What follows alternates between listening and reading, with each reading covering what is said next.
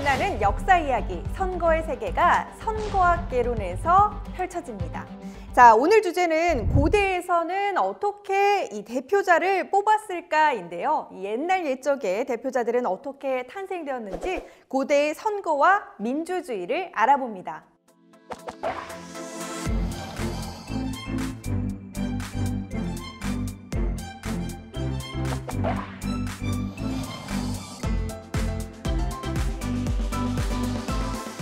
자, 우선 우리가 이제 고대가 어디까지인지를 좀 알아볼 필요가 있을 것 같아요. 고대라고 하면 뭐 구석기 아니면 신석기, 청동기 뭐 그쯤이라고 생각하실 수 있을 것 같은데 이 고대라는 게 언제일까요? 네, 뭐 고대에 대해서는 사람들이 얘기가 참 많습니다. 학자라든가 뭐라든가 그래가지고 뭐 누구는 뭐 저 아람동에 있는 걸 얘기하기도 하는데 어쨌든 간에 크리스토퍼 켈러라는 학자가 있습니다. 그 사람은 보면은 이제 콘스탄티누스 대제까지, 그러니까 동로마와 서로마가 완전히 갈라질 때까지를 고대사로 보고 콘스탄티노플의 함락 시기까지, 그러니까 1453년이죠. 그때까지를 중세사로 구분했는데, 그거 보니까 최초의 문자 뭔지 아시죠?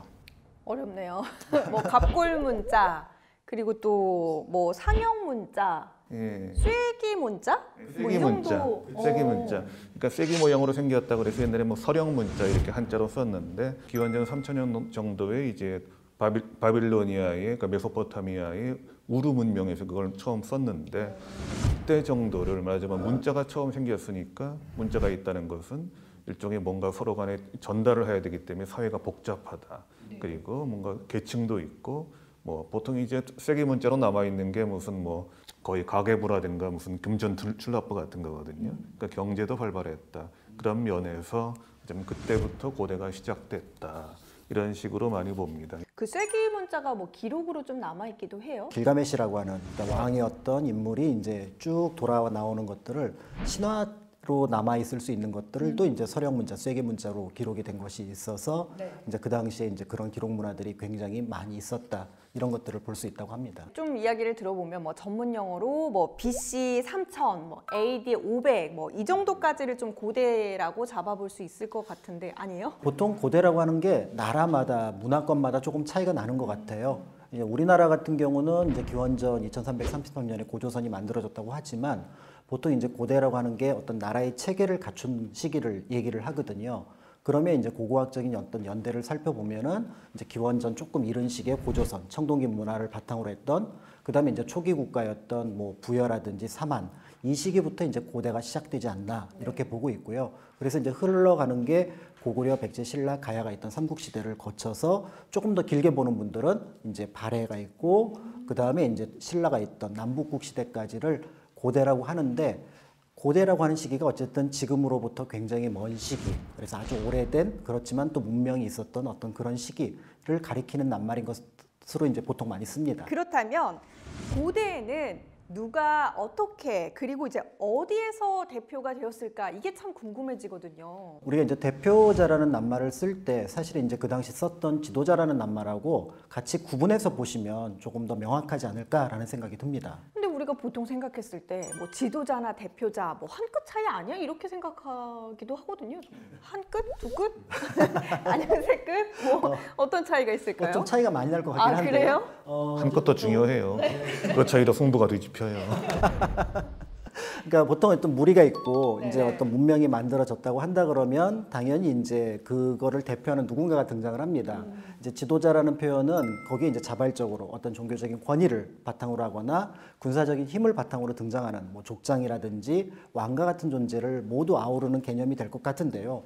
그런데 이제 대표자라고 한다 그러면 우리를 대신해서 저 사람이 우리 전체 단체 또는 어떤 족을 이끌어줬으면 좋겠다라는 의미이기 때문에 뭔가 선출한다는 의미가 포함이 됐을 때 대표자가 되지 않을까. 말하자면 선거라는 게 들어간다면은 물론 그 중에서 제일 훌륭한 사람을 뽑자는 게 있긴 하지만 그래도 좀 기본적으로 우리는 다 같은 사람이니까 평등한데 더 누가 더 좋은 사람을 해서 우리를 좀 지도해 줄 수 있을까. 근데 그렇지 않으면은 나는 굉장히 힘이 강하니까 나한테 복종해라, 또는 나는 하늘의 아들이다, 나는 하늘에서 내려온 사람이니까 나한테 복종해라. 뭔가 이제 선거로 뽑히지 않는 지도자라면은 그만큼 좀 더 권위적이고 이렇게 차이가 많이 나는 그런 면이 있다고 할 수가 있겠죠. 대표자라는 사람은 사실은 이제 나랑 비슷한 존재이잖아요. 존 애덤스라는 사람이 이제 대표자에 대해서 이렇게 표현을 한 게 있더라고요.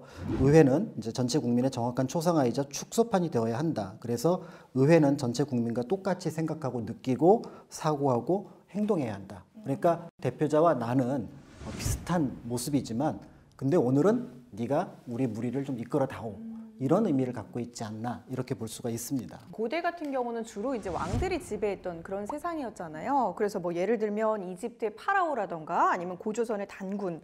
근데 이제 그럼 고대에도 대표자가 따로 있었던 건가요? 우리가 이제 교과서에서 세계사에서 배운 적이 있어요. 있어요? 네, 고대 도시 국가, 폴리스, 네. 그리고 이제 거기에 더 나가서 그리스, 네. 아테네 이런 낱말들을 이제 조합하면은 이제 대표자를 뽑았던 아주 오래된 시기의 역사를 이제 산출해 볼 수가 있는데 이제 기원전 2,500년 전에 이제 우리가 알고 있는 그리스에 보면은 시민들의 대표라고 할 수 있는 이제 민회가 만들어집니다. 입법, 사법, 행정에 있어서 최고 권위를 갖고 있는데요. 이 민회에서 다시 이제 평의회가 만들어지고 또 사법기관으로서 법원이 이제 그 재판소가 있는데 그 평의회와 재판소는 사실은 이제 선출이라고 하는 과정을 통해서 대표자가 뽑혀서 운영이 되거든요. 네. 그런 면에서 이제 그 대표자를 뽑았던 역사는 굉장히 오래전부터 있었다라고 볼 수가 있습니다. 그러면 지금 말씀하신 그 평의회 의원들 같은 경우는 투표를 통해서 이제 뽑은 건가요? 예, 그런데 그것이 선거로 뽑은 거라기보다는 네. 말하자면 추첨 있잖아요. 아. 이 중에서 누구 할 거냐 해가지고 뽑히는 사람이 된다는 그런 추첨제 네. 또는 돌아가면서 하는 뭐 옛날 줄반장이라는 것도 네. 있었는데 그런 윤번제 그런 식으로 이제 많이 뽑았죠. 그런 경우는 뭐 고대 로마에서도 있었고 뭐 이집트라든가 뭐 우리나라 방금 말씀하신 그런 경우도 꽤 있는데 특히 이제 아테네의 경우가 그런 걸 아주 철저하게 아주 특별한 그야말로 이거는 진짜 특별한 기술이 있지 않으면 안 돼. 네. 그런 경우만을 제외하고는 모두 말하자면 돌아가면서 아니면 추첨으로 뽑았죠. 그래서 페리클레스라고 해서 이제 아테네의 정체를 잘 설명한 사람이 다른 나라와는 달리 우리는 모두가 평등하며 그리고 모두가 이제 주인으로서 우리가 동등하게 말하자면 군림한다 이런 식으로 얘기를 했었죠. 아테네에서 제비 뽑기를 위해 쓰였던 이제 클레로테리온 이런 비석이 아직도 남아 있습니다. 이제 아테네 아고로 박물관에 네. 전시돼 있다고 하죠. 그래서 이제 윤번제, 그러니까 돌아가면서 하는 줄반장, 이건 어떤 일을 할 때 이제 차례를 점해서 돌아가면서 임무를 처리하는 방식인데 민회에서는 이제 투표로 제비 뽑기로 500명을 선출하고요. 그렇게 해서 500인 위원회라는 게 만들어집니다.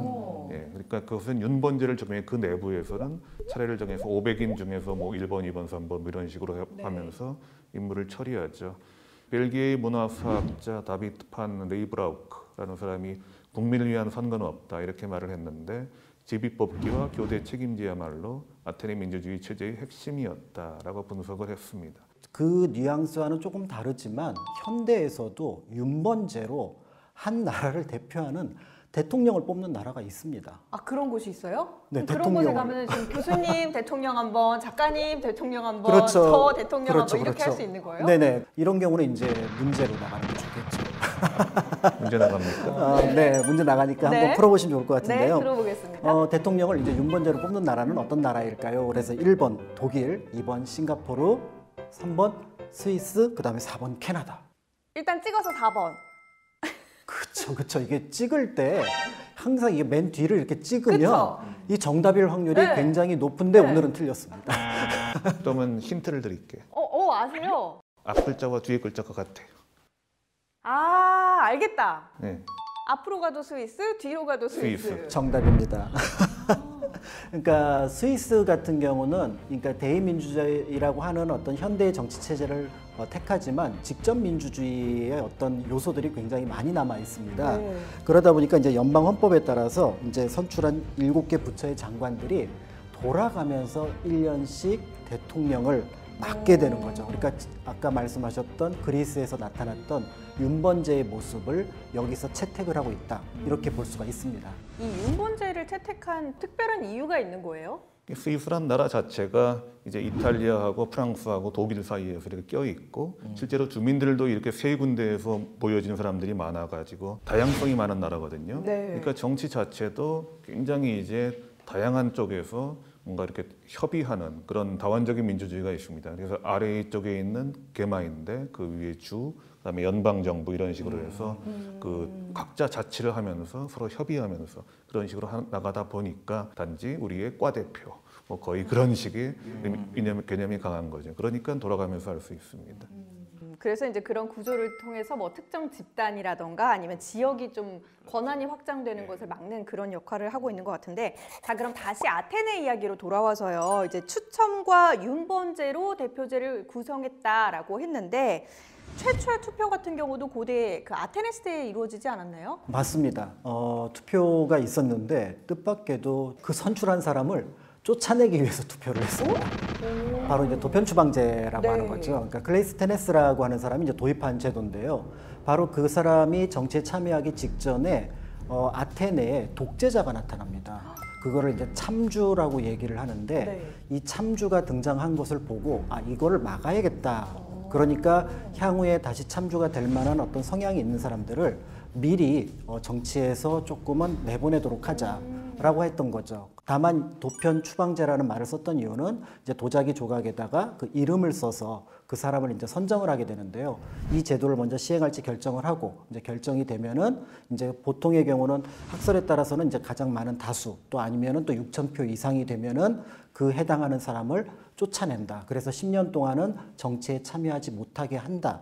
라는 것에 이 제도를 썼다고 하니까 어떤 의미에서 보면은 투표가 지금과는 조금 다른 방식으로 사람을 선택을 했다라고 볼 수가 있습니다. 그렇긴 한데 좀 어떤 그 집단에서는 이런 도편 추방제가 좀 쓸 필요도 있는 것 같아요. 그렇죠. 그러니까 오스트라시즘이라고 하는 건데 이게 일종의 지금 소외 배제 뭐 이런 어떤 그런 의미이기 때문에 외면. 그래서 좀 이제 안 좋은 일을 조금은 배제하자 이런 의미로서 아마 그 도편 추방제를 썼던 것 같아요. 이런 그 추방 제도로 인해서 추방된 사람들이 혹시 과거에는 뭐 어떤 인물들이 있었을까요? 보면은 이 사람을 꼭 추방해야 됐을까 하는 사람들도 지금 시점에서 보면 있었습니다. 가령 페르시아 전쟁에서 데미스토클레스라는 사람이 그 해군을 많이 조성하고 이끌어가지고 그리스가 승리하는데 큰 역할을 했거든요. 네. 나중에 추방해 버렸어요.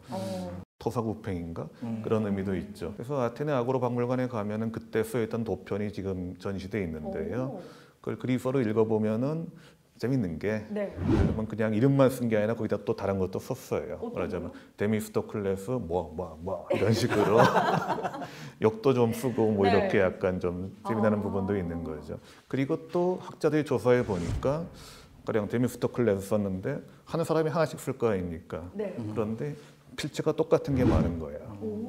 그 당시에는 좀 문맹이 높았거든요. 글을 쓸 수 없는 사람이 많아요. 그래서 누가 대신 써줬겠죠. 그래서 너 그래 누구 추방할 거야? 그래 피타고라스, 데미스토클레스 이런 식으로 해가지고 네. 뭔가 좀 중복 투표를 할까 그런 것이 그때도 있지 않았을까 하는 생각이 조금 듭니다. 이런 반면 평소에 하는 입장 말하자면 이제 정책에 있어서 뭐 페르시아와 전쟁을 할 거냐 말 거냐 뭐 그런 식의 그런 투표에서는 그렇게 이름을 쓰는 것이 아니라 네. 그 보면은 이제 도편이 있는데 보기에는 똑같아 보이지만은 하나는 속이 비었습니다. 하나는 차 있고, 그러니까 잡아보면 무게가 다르잖아요. 그래서 뭐 무게가 그 나가는 것이 찬성, 안 나가는 것이 반대 그런 식이었기 때문에 그때는 비밀 투표제가 완벽하게 지켜질 수 있었다. 그런 건 글을 모르는 것과 상관없으니까 그런 면이 있습니다. 그 정작 선거학이라는 그 푸세폴로지의 어원이 된 투표 용구가 도편이 아닌 조약돌이였다고 하거든요. 그래서 이건 좀 무슨 일이에요? 사실은 이제 도편 추방제가 굉장히 이제 많이 알려진 일종의 이제 투표 제도지만 네. 그것 말고도 이제 다른 투표 제도가 있습니다. 이제 그리스는 역사상의 인물들이나 사건들을 이제 도기에다가 많이 그려놨는데요. 기원전 한 490년경에 그 토기에 보면은 흥미로운 게 있습니다. 바로 이제 누군가를 염두에 두고 이게 사람들이 이렇게 투표를 하는 모양을 했는데 그게 이제 재료가 조약돌이었던 거예요. 근데 그 당시 이제 그 투표의 대상이었던 거는 그 유명했던 이제 그리스 신화 트로이 전쟁에 나오는 아이아스하고 오디세우스를 그리스의 장군들이 선택하는 장면이라고 합니다. 그러니까 당시 이제 굉장히 유명한 용맹한 장군이었던 이제 아킬레우스가 사실은 이제 온몸이 사실은 완벽한 무적인데 유일하게 발 뒤꿈치만 거기가 이제 취약한 부분이어서 거기서 화살을 맞고 죽거든요. 그런데 이 아킬레우스가 갖고 있었던 이 갑옷이 또 굉장히 유명합니다. 네. 이게 천하무적의 갑옷이거든요. 그러니까 이 아가멤논이 이제 아킬레우스가 죽으니까 이 갑옷의 주인을 누구에게 줬으면 좋겠느냐 해서 이제 당시 남아있던 두 명의 장군이었던 아이아스하고 오디세우스에게 이제 장군들에게 한번 이제 일종의 투표를 해서 선택을 하도록 했던 거였죠. 그래서 이제 결국은 이제 그때 조약도를 하게 되는데 여기서 이제 그 승리자가 누구였을까? 승리자가 이제 오디세우스였는데 네. 결과적으로 좀 그래요. 말하자면은 아이아스가 떨어졌잖아요. 네. 그러니까 아이야 하면서 그냥 너무 슬퍼하는 나머지 그냥 자살을 합니다. 그러니까 그럴 바에야 오디세우스 말고는 아이아스한테 주지. 이거 솔직히 따져보면 이게 하나 쓸데없는 물건이에요. 방금 말씀하신 대로 아킬레우스는 천하무적 아닙니까? 이제 불사의 몸이잖아요. 근데 갑옷이 뭐 필요해? 정강이나 가이지. 우리가 조금 신화 속의 하나의 조금은 에피소드지만 거기서 이제 우리가 선거의 어떤 한 장면이었던 투표의 모습을 찾아낼 수가 있고 네. 이 조약돌이 이제 푸세포스라고 해서 그것이 이제 선거학을 가리키는 낱말의 근원이 되었다, 바탕이 되었다라고 볼 수가 있습니다. 그럼 이 선거로 대표자를 선출했던 고대 국가는 없었나요? 고대 로마가 이제 대표적인 거죠. 근데 이제 뭐 보면은 동정 같은 데서 투표 장면 같은 그려진 것도 지금 남아 있고 그렇습니다. 네. 근데 이것도 또 문제가 있는 것이 아까는 이제 도편 추방에서는 한 사람만 적어내면 되잖아요. 그러니까 네. 다 모아놓고 이렇게 이름 하면 되는 건데 네. 이거는 상당히 좀 골치 아프다는 거죠. 여러 사람을 가지고 뽑는 거다 보니까. 그래서 어떻게 하는가 하면 투표소에 들어가서 누구 할 거야 그러면은 카이사르 그러면 카이사르 이렇게 적어놓고 그다음에 폼페이우스 이렇게 했다는 거예요. 그러니까 누가 누굴 뽑았는지 다 알아. 그러니까 그러네요. 이것도 네. 또 비밀 투표가 안 되고 야 너 나한테 투표 안 했지 했는데요. 다 들었어 이 자식아. 뭐 이런 식으로 충분히 되는 경우가 있었던 네. 거죠. 그래서 이제 로마인들은 뭐 보면은 뭐 아테네도 그렇긴 했습니다만은 같은 하나의 민족이라기보다는 여러 민족들이 점점점 모여가면서 로마시에서 영토 국가로 해서 이탈리아 그다음에 로마 제국까지 그렇게 갔는데 그러다 보니까 그 지배층과 좀 귀족층이라고 볼 수 있는 사람들과 평민층이 좀 나눠졌던 거예요. 그러다 보니까 서로 싸우는 거죠 맨날. 네. 그래서 이거를 이러다가 나라가 망할 테니까 뭔가 권력을 분점시키자. 그래가지고 대표자를 뽑는데 대체로는 뭐 귀족층에서 많이 나올 가능성이 높습니다. 그쵸. 하지만은 그 뽑는 주체를 중요한 관직 같은 경우에 있어서는 평민들한테 주자. 그래서 켄투리아 의회라고 해가지고 평민들의 모이자는 의회에서 집정관이라든가 그 저기 뭐 군인 대장이라든가 그런 쪽을 뽑습니다. 그때는 말하자면 병사들이 자신들의 대장을 직접 뽑았어요. 그러다 보니까 어떻게 병사들이 제일 잘 알잖아요. 뭐 이 사람은 능력이 가장 뛰어나고 인망도 있어서 이 사람을 한번 할만하다. 네. 그러니까 상당히 훌륭한 그 장군들을 많이 뽑았고 그래서 로마군이 강했던 거 아니냐. 그렇게도 얘기가 되고 있었습니다.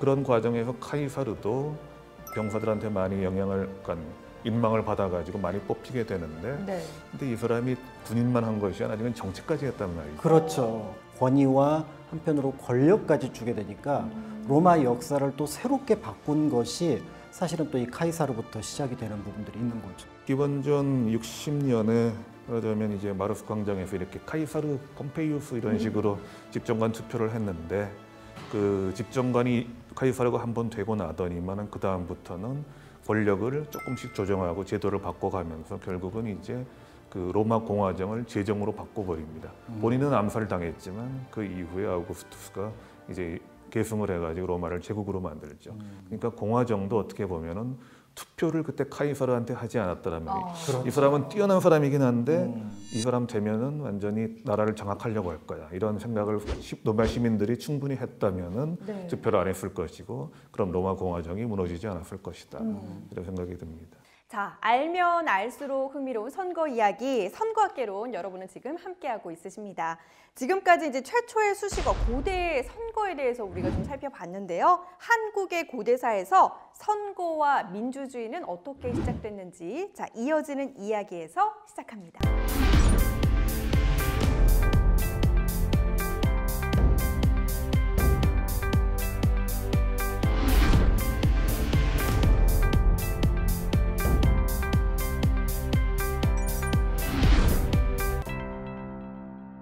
자, 지금부터는 이제 우리나라 역사 속 민주주의를 알아보도록 할게요. 고대 민주주의 시스템으로 여겨질 만한 뭐 제도 같은 게 혹시 있었을까요? 고대에 특히 이제 삼국시대 같은 경우 이제 귀족들의 어떤 회의제도가 네. 그런 어떤 모습을 띠고 있지 않나라고 볼 수가 있을 것 같습니다. 삼국시대라고 하면 뭐 신라, 백제, 고구려 뭐 이렇게 좀 이야기를 해볼 수가 있을 것 같은데 모두 다 회의제도가 있었어요? 그렇죠. 그러니까 신라는 화백이 있었고, 네. 그다음에 고구려에서는 제가회의, 그다음에 이제 백제에서는 정사회의라고 있었습니다. 네, 그 지금 이제 교수님께서 말씀하신 것 중에서 그래도 널리 알려진 게 아마 화백회의, 신라의 제도가 아닐까 싶습니다. 이게 이제 널리 알려진 배경은 이게 만장일치제예요. 만장일치로 결정을 했다는 건 모든 사람의 권리를 최대한 존중한다. 라는 의미가 있었던 것 같고요. 경주에 가면은 신령스럽다고 하는 곳들이 몇 곳 있어요. 한 4곳 정도 있는데 그것과 이제 몇몇 산들이 이제 이 화백회의의 장소였다. 이렇게 알려져 있고 또 한편으로 이제 유명했던 게 이제 고구려죠. 고구려는 이제 보통 5부족이 힘을 합쳐서 이제 나라를 세운 걸로 되어 있습니다. 네. 그래서 그 부족의 우두머리를 가라고 하는데 이 가를 다 모아놓으니까 제가회의.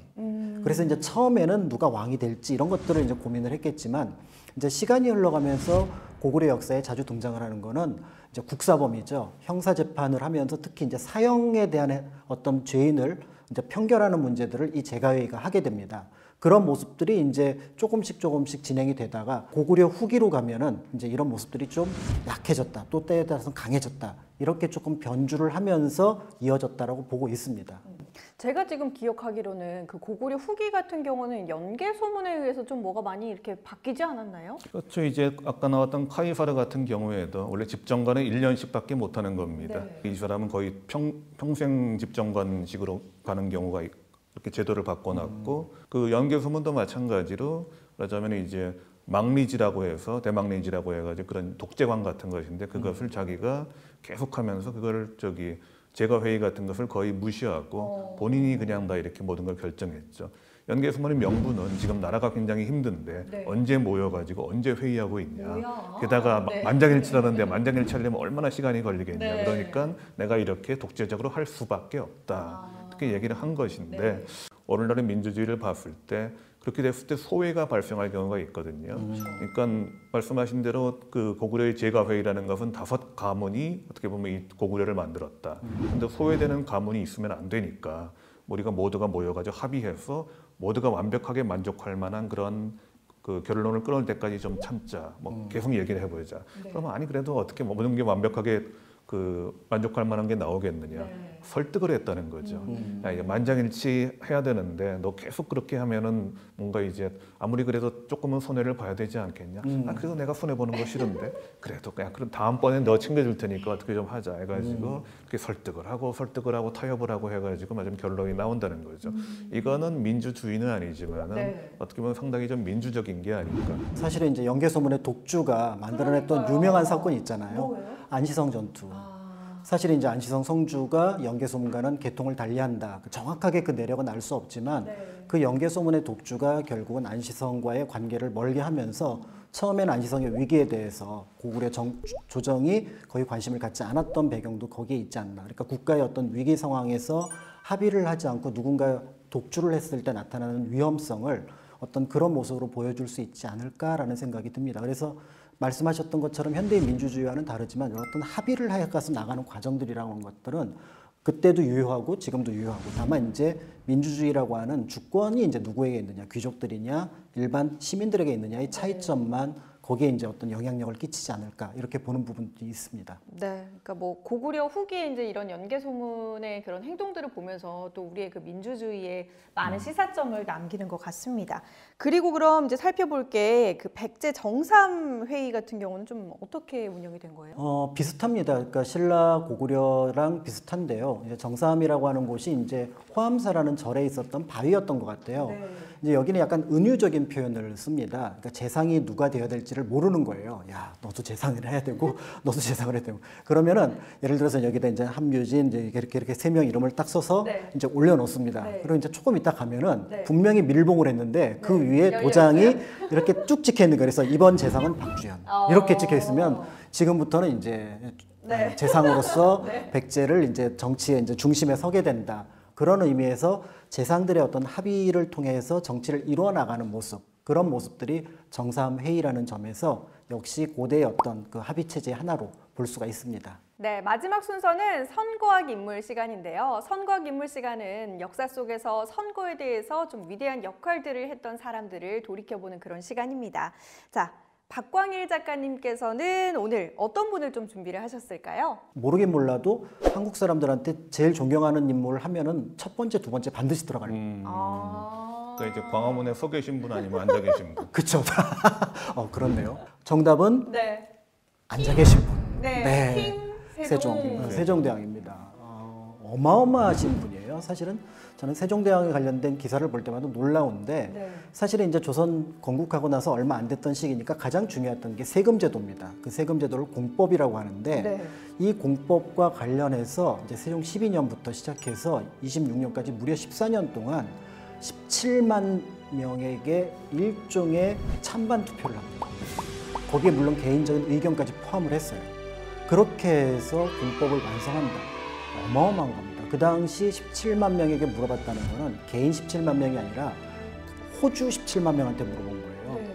그러면은 전 인구의 한 3분의 1 내지 4분의 1에 해당하는 우와. 사람에게 물어보았다라는 면에서 지금 우리가 시행하려고 하는 어떤 국가의 큰 중대사를 국민투표에 붙이는 특히 헌법 같은 경우 네. 그런 것과 비슷한 모습을 이미 500여 년 전에 보여주신 분. 그래서 오늘의 선거학인으로서는 세종대왕을 꼽습니다. 박광일 작가님께서는 세종대왕을 꼽아주셨고 이어서 함규진 교수님은 오늘의 인물로 어떤 분 좀 꼽아보시고 싶으세요? 네, 박광일 선생님께서 이제 한국 사람들 중에서 이제 말하자면 되셨으니까 저도 한국 분들 중에서 네. 한 분을 이제 근데 이제 국민 투표를 말하자면 만드신 분이잖아요. 그렇죠. 세종대왕님. 근데 이분은 선거에 대해서 말씀하신 분이라 그래서 이제 다산 정약용 선생님을 좀 말씀드리려고 합니다. 네. 그래서 이분은 이제 원목이라는 글에서 이런 말씀을 하셨어요. 맨 처음 말이 도대체 국민을 위해서 지도자가 있는 것인가, 지도자를 위해서 국민이 있는 것인가 이렇게 말을 하고 그것은 지도자를 위해서가 아니라 국민을 위해서 지도자가 있는 것이다. 애초에는 지도자가 없었을 것이다. 그러다가 뭔가 이제 일을 어떻게 처리할지 굉장히 좀 분쟁이 생기는 경우가 있어서 그 중에서 가장 좀 현명한 사람을 뽑아서 그 사람을 재판관으로 세워서 말하자면 이제 그 일을 처리했을 것이다. 그러다 보니까 좀 더 광역으로 그 중에서 여러 마을을 대표하는 사람을 하나 뽑아가지고 또 그 사람을 처리했을 것이다. 이런 식으로 올라가서 결국은 군주까지 이르렀을 것이다. 는 거죠. 지금은 군주가 모든 명령을 위해서 내리지만 그때는 모든 권력이 아래로부터 위로 올라갔을 것이다 라고 하는 거죠. 그리고 뽑아놨더니 시원치 않다. 그러면 언제든지 갈아치웠을 것이다. 이런 얘기까지 합니다. 그 말하자면 왕정이 아주 지엄했던 그 임금이라는 것은 당연히 있는 것이고 백성은 거기 엎드리는 수밖에 없다고 했던 때 그런 말을 한 거죠. 그래서 그러면 어떻게 할 것인가? 지금은 여러 가지 면에서 백성들이 배운 사람 별로 배운 것도 없고 무조건 복종해야 되는 짓들만 알고 그리고 기본적으로 생활이 너무 바빠서 정치에 신경 쓸 틈도 없고 하다 보니까 지금은 안 되는데 일단 백성들한테 교육이라든가 경제라든가 그런 걸 제대로 갖춰 놓으면은 그래서 소위 시민들로 만들어 놓으면 그때는 다시 옛날의 정치를 할 수가 있을 것이다. 선거에 있어서 우리나라에서 가장 좀 떠올릴 수 있는 분, 그러니까 우리나라 옛날 분으로서는 아마 다산 정약용 선생님이 아니실까 생각됩니다. 네. 리더를 칭하는 말이 여러 가지 말이 있잖아요. 뭐 대표자라던가 지도자 그리고 지배자. 저는 이제 오늘 그 대표자라는 말이 조금 더 의미 있게 다가오는 것 같은데요. 선거학개론과 함께 우리 선거의 가치를 더욱더 잘 알아갈 수 있는 그런 시간이 되시기를 바라겠습니다. 선거학개론은 선거 속 숨겨진 이야기와 함께 다음 시간 찾아뵙도록 하겠습니다. 함께 해주신 여러분 고맙습니다.